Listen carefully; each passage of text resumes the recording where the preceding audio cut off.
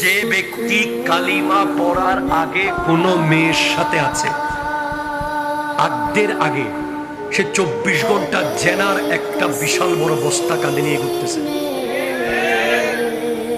আর যে ব্যক্তি কালিমা পড়ার পরে, আগদের পরে কোন মেয়ের সাথে আছে, সে 24 ঘন্টা একটা সওয়াবের বস্তা নিয়ে ঘুরতেছে।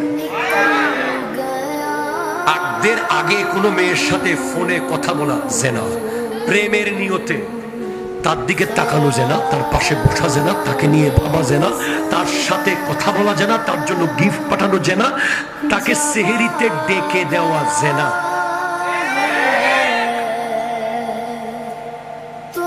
কত বড় বাটপা! রমজান মাসে নাকি গার্লফ্রেন্ডকে সেহরিতে ডেকে দিচ্ছে। তুই কূপের ভিতরে মরা কুকুর রেখে উপরে পানি ফেলতেছস, ঠিক কিনা? কথা জোরে বলে।